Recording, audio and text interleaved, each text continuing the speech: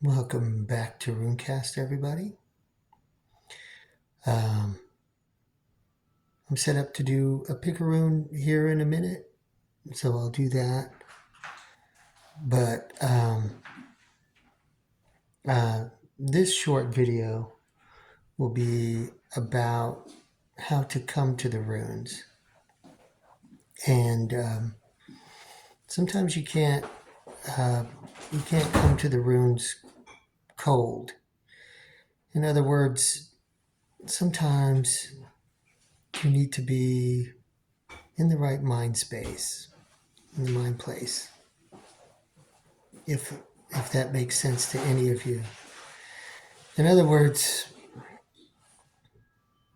over the course of your relationship with the runes, you end up building an understanding of each one and what they are and how you interact with them and what they mean to you. And sometimes we're just not in the right headspace to come to the runes and work with them in this. It depends, and especially in this day and age, and the environment is can be very chaotic and stressful. When I come to the runes, I'll show you. I always try and put on this simple necklace that I made many years ago, probably over 30 years ago, maybe more. It's old, it's worn. These are wooden beads, and I carved them and loaded them individually and put them on this leather thong. And, always wore them around my neck.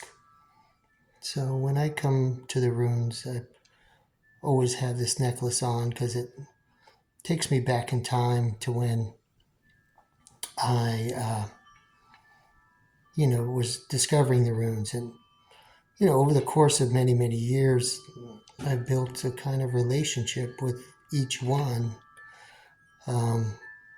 as I've done workings and with them and got to know the gods and goddesses behind them and just really trying to understand them as best we can. I mean, these are streams of energies and that are kind of built in to the framework of the universe.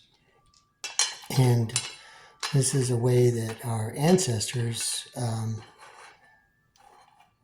used as a means of describing and connecting with those streams of energy. Each one is very powerful. In order to come to the runes and work with them, you really kind of need to be in the right headspace. So this takes me back to another time, and when I was really connecting with them and energetically learning about the properties of each one, and just really, like I said, building a relationship with all 24. It's important that you do that when you're a rune worker. And like I've always said, when I created this channel, I hoped that it would build a community with other runesters. And so if you have some thoughts on that, please share in the comments below. It's a long journey, and it's different than tarot, which, these kind of things seem to get lumped together in the digital space. But, with tarot, I think there's like 78 cards, and they're very illustrated and whatnot. Whereas the runes, you just have the symbol and, to meditate on and think about and get in tune with. And when they come out in readings, it's very powerful. You understand the energies that are involved. When you've been working with them for many, many years, you kind of get to know them. and what their vibrations are, what their vibe is, what their deal is, and what it means when it shows up in a reading. So anyway, like if there are any runesters out there watching, please leave your comments below about how you've come to relate to each one, and maybe share something that has been important to you along your journey with the runes. But the difference between the runes and tarot is that it's harder to come to them cold.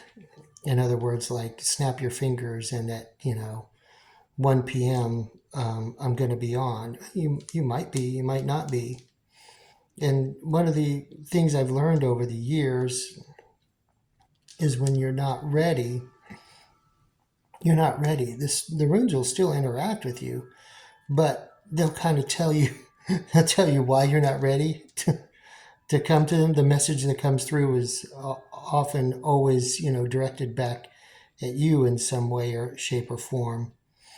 So, and I'm sure there are some rune workers out there that have experienced that. I've been very surprised sometimes, when I come to them cold and I'm trying to do a working or a reading, and they end up sending me a message saying, you need to work on this, or make sure and look out for that. You're not aware of this or not aware of that. Runes are wonderful for making us aware of different things in our lives. So anyway, I thought I'd just say that. Tarot's maybe a little bit different, the same kind of tool, but I don't know that tarot readers have a relationship with each and every card.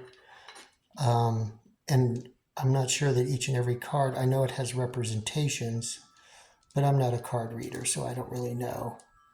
I'm sure that tarot readers do build relationships with each and every card over time. But the runes are a little bit different. Like I said, these are more than just representations. These are streams of energy. Each one has its own vibration and works its own way. And as a runester, you learn to understand those streams of energies, and that's where the magic happens. So anyway, that's my 2 bits on that. I don't know when I'll upload this, but thanks as always for watching. I appreciate you, and I look forward to your comments.